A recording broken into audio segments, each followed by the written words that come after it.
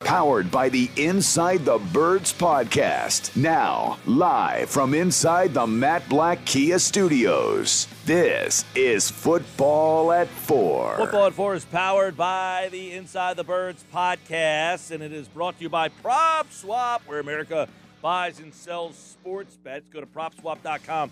Download the Prop Swap app today. I'm your host, Mike Gill. What's going on, everybody? Here on a Monday edition. That means Geoff Mosher is in the house from the Inside the Birds podcast. A new podcast dropped this morning. You can check that out wherever you listen to your podcast. Geoff Mosher here on the Sports Bash. An interesting weekend up at training camp. The team was out at Lincoln Financial Field last night. And Moshe, you know, this is interesting because the Phillies are in first place. The Eagles can kind of hide under the radar a little bit here. It's a little odd, don't you think?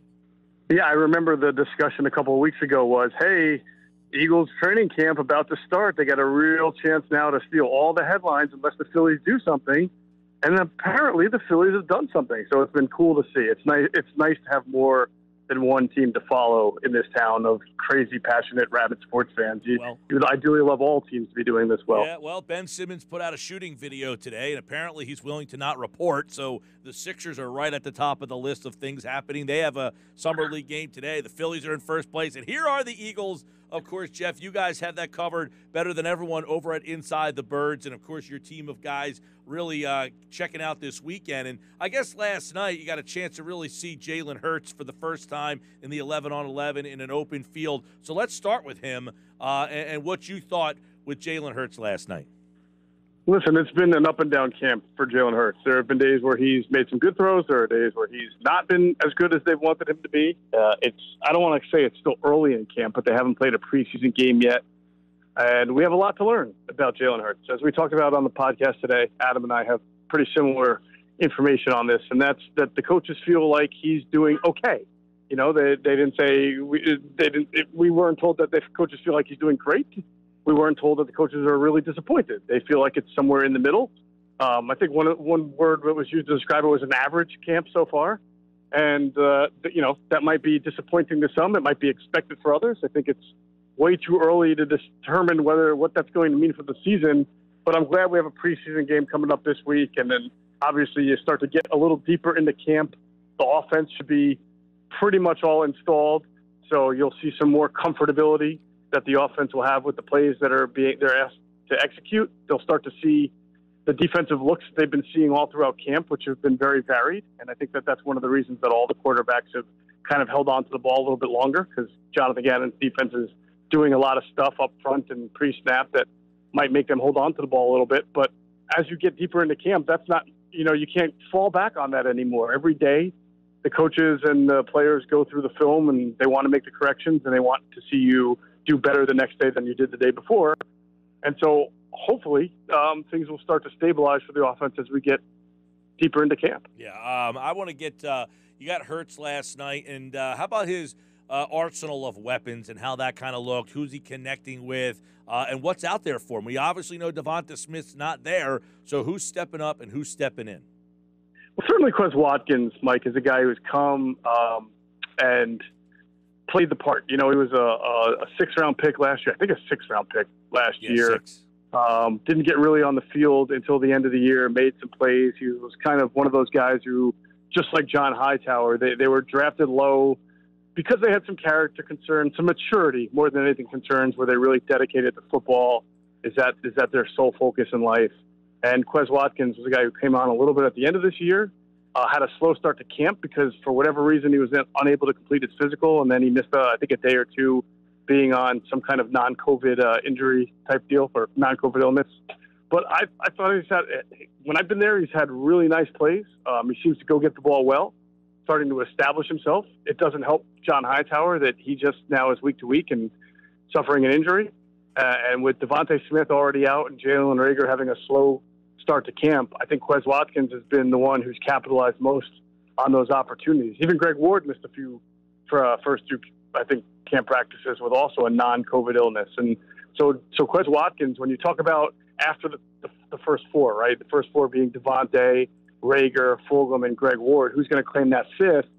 You got to look at Quez Watkins right now as the guy who's rightfully claiming it based on merit. Yeah, and I was going to say, there was some talk last year, Moshe, about how deep that wide receiver class was, and that Hightower and Watkins normally would have been higher picks as well had the receiver class not been so deep. I mean, are we seeing that from their talent? Are these guys that don't look like 5th and 6th round picks?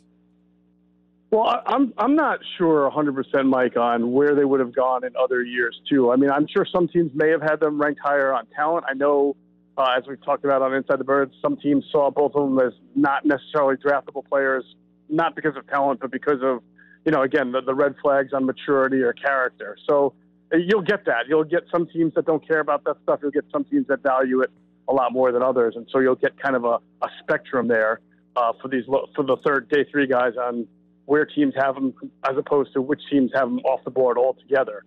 So it'll be interesting to see what happens. I felt like this would be a big camp for Hightower to kind of get himself together and really show more consistency. And he was doing okay. Okay the first few days of camp. Not great, just okay. And then obviously getting hurt is a real big setback for him. We'll see how long he's going to be on the shelf for. But, with Watkins, again, if the talent is there and you can rectify your attitude and you can show that you're fully committed to go along with your talent, then sure, you start looking like a guy who could have been higher than your draft position, which right now looks like Quez Watkins. Last night I thought, I don't know if you think that the left tackle position has been put to rest, but Nick Sirianni did get asked, hey, Dillard was a first-round pick. Does that factor in? I thought he pretty much put that to rest, that is not going to factor in if you believe him. Well, I think you would have. First of all, we love Nick Sirianni, but it's really not his call, right? It's Howie Roseman's. But he does have input as far as he and Jeff Stoutland, as far as who is going to be my starter. But as much of an ego as Howie Roseman might have, and we've talked about this, he wants the best player, even as GM. The GM wants the best player playing that position because that's best for the team. You're not going to put Andre Dillard out there if he's perpetually struggling and hurt and injured just because he's your first-round pick, and then get your quarterback all messed up and your whole offense imploded. So I understand why Nick Sirianni says that. It's still Howie's decision, but I still think that it's a collaborative decision on what's best for the team. And right now, what's best for the team is Jordan Mailata playing left tackle. Seemingly by a long shot. And Mailata got all the snaps with the first team last night, correct? I believe he did, yes. And it does appear that Dillard has more wrapping on his hand, and he's not on the injury report. But I remember when I was at practice, he got trucked a few times by Josh Sweat, went to the sideline, had his hand looked at. So maybe there's something there, but I'm not 100% sure that that's. In fact, I am 100%.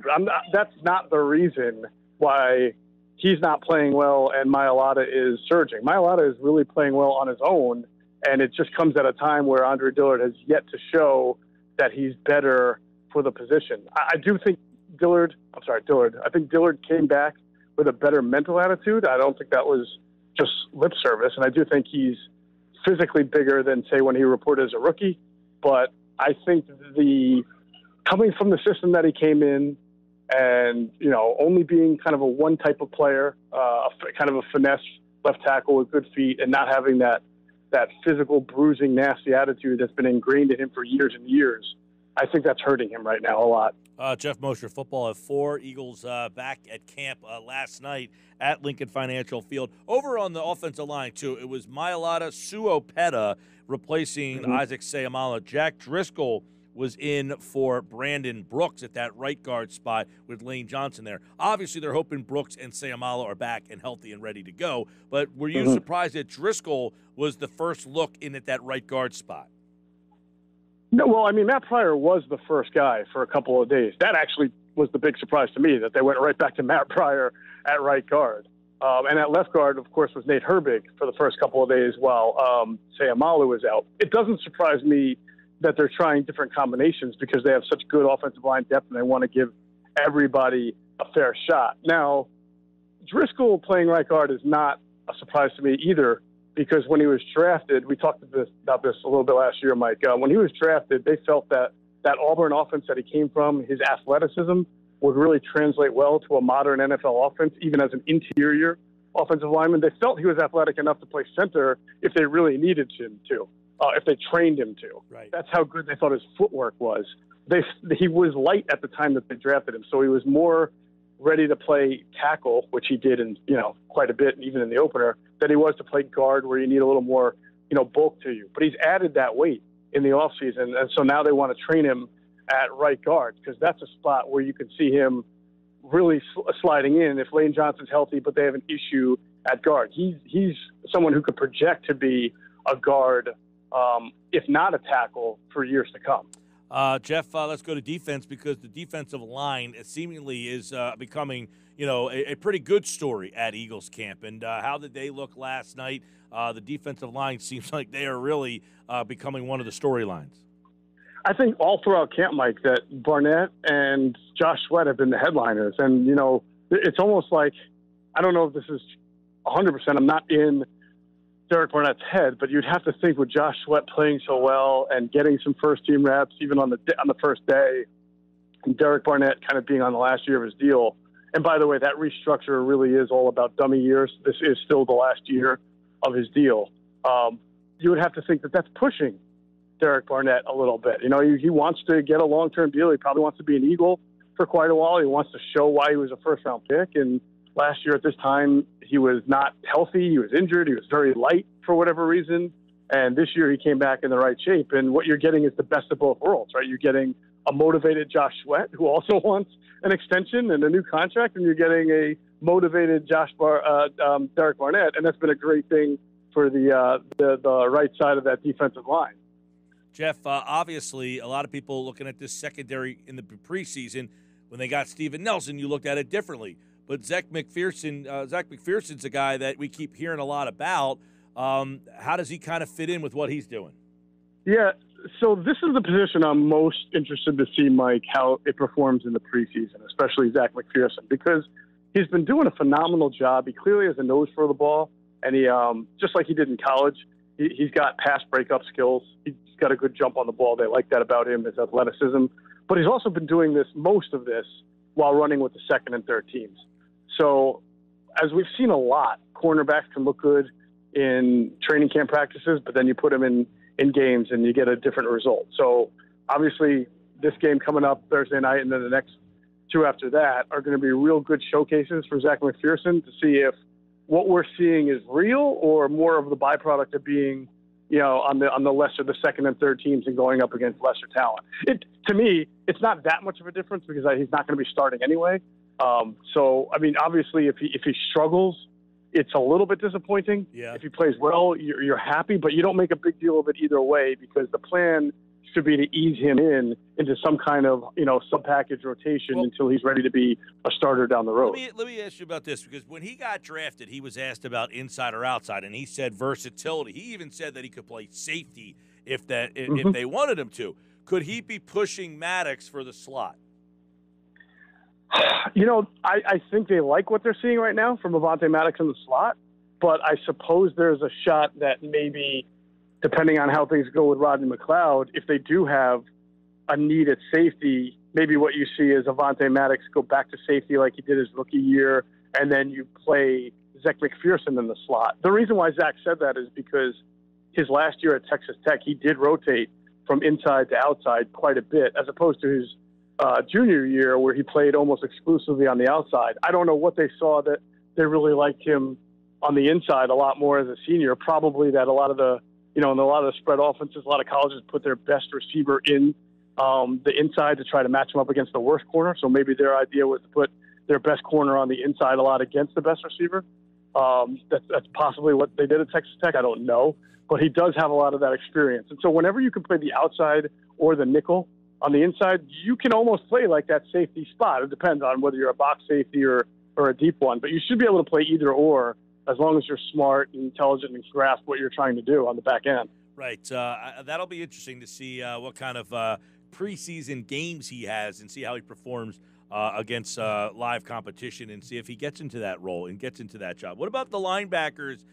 Did we get any indication how they were used last night and the roles they might have on this team? Well, it was great to see Alex Singleton come back because the linebacker group really needed it. Obviously, it sucked that Jacoby Stevens got hurt after a couple of nice practices. It really sucks for Davion Taylor that he's week to week with that leg injury because this guy needed every single rep that he could get. And then obviously with Singleton, who was out for a while, you saw probably more TJ Edwards in packages that were, nickel packages where you're not sure he's best suited for. Although I will say, I think TJ has had a pretty good camp, and Adam and I have both heard that as well. So it is nice to hear that, but they really needed Alex Singleton to come back. And the interesting thing was Alex, he was vaccinated and he still wound up testing positive, but he didn't have terrible symptoms, so he was able to do some things in his hotel to try to stay in shape. So now we'll get a chance to see over the next week or two or more how he fits this Jonathan Gannon style defense. I'm sure Jonathan Gannon is probably the happiest of all to have a guy like him back, because overall he has a chance to be one of their best linebackers. Yeah, you would think. I mean, Wilson is you would think definitively out there, and I guess we think Singleton's going to be the other guy, right? I mean, you never know. I think there's going to be different packages for different situations. They are using Osman and Jannard Avery as kind of and I'm sure when Kerrigan gets back, they'll be kind of your stand-up linebacker who rushes the passer at certain times. But, yeah, I would think that Singleton – Eric Wilson knows the defense, but I'm not sure he's as good of a tackler as Alex Singleton showed that he was last year. So as long as Alex Singleton remains an improving player, I think that JG will have no choice. I'm calling him JG now. But I think Jonathan Gannon will have pretty much no choice but to figure out a way to get him on the field. All right. Geoff Mosher, of course, Football at 4, powered by the Inside the Birds podcast. Game week. The Eagles play Thursday night against the Pittsburgh Steelers. I'll ask you, any indication on whether or not Jalen Hurts will play in that game? I have seen, a handful of starting quarterbacks have not played in these early preseason games. I have a feeling that he will. I mean, this is not like a Ben Roethlisberger situation where, he's played 10 years in the league and you don't have to see him. You only have 3 games now. So I would think that you would see Jalen Hurts, but I don't have any kind of indication of whether or not he will or won't play. But this is a different kind of style preseason now and a different quarterback situation than the Eagles have had in the past. So I would think they would want to get him some reps. Yeah, you would think that, now I guess if you don't somebody brought up a good point. I think it was Adam the other day that brought up the point of, if you're not playing him in games, what are you going to do? Split 50-50 reps between Joe Flacco, a Super Bowl champion, and Nick Mullins? I mean, you're going to ask those guys to play 50% of preseason games? So I guess that's an indication that Hurts is going to play in most of these games because they don't have a fourth quarterback on the roster, right? No, they don't have a fourth quarterback right now. I think, obviously, yeah, you'll probably have to see a little more of Flacco and Mullins as in Game 2 and Game 3. I'm sure they're fine with playing Mullins as much as they need, and I'm sure Nick Mullins is fine with that as well. But Hurts will have to get snaps. I mean, to be totally fair to Hurts, I know this might bother some people, but it's not like he's the franchise quarterback with a long-term deal and you're worried about getting him hurt out there. I mean, you need to see him play out there to see what he's going to do. And if he were to get hurt, it would suck. But it's not like, oh, my God, there goes our $100 million investment. You know what I'm saying? Like, yeah. There's a risk-reward element here, and they absolutely have to take the risk to see what they're getting out of Jalen Hurts, even in the preseason. Did you get anything on the running backs last night? I just think that it's been pretty par for the course all camp long, in that Miles Sanders is going to be your number one running back. He's not getting a whole lot of touches. That's not because of any disappointment. It's just because he's Miles Sanders. They already know that he's their guy. Jordan Howard, to me, is getting a good amount of carries because right now he's the leader to be the backup running back, the kind of guy who will get the most carries if Miles Sanders will get hurt. Kenny Gainwell has done a nice job catching the ball. Boston Scott's done a nice job carrying and catching the ball. And I think as we sit here today, those 4 are your kind of top 4, and it's up to Kerryon Johnson to, pick it up and prove something else. Real quick, last night Sirianni was asked about the RPO. Is that something we anticipated seeing a lot of? Well, I would think so. If Nick Sirianni is as smart of a coach as Jeff Lurie has said he is, he'll know that one of Jalen Hurts' best attributes at Oklahoma was working off of RPOs. So even if it's not something he did a whole lot of in Indianapolis, you would think it would be something he'd want to incorporate into this offense with Jalen Hurts leading the way, because that's a good concept of offense that Jalen Hurts has thrived on. You can't make it predominantly your offense, but you can add it in at times when you think it gives you an advantage. Geoff Mosher and the guys have the Inside the Birds podcast out. The next one drops Thursday. It'll be the night of the Eagles and the Steelers, which you can hear live on 97.3 ESPN. The first preseason game kicks off this week for Philly, and, of course, football at 4 will have you covered. All right, at Geoff Mosher NFL, and check out the Inside the Birds podcast wherever you listen to your podcast. Download it, and, of course, make it a part of your daily routine. Thank you, pal. You got it, Mike. Talk to you soon.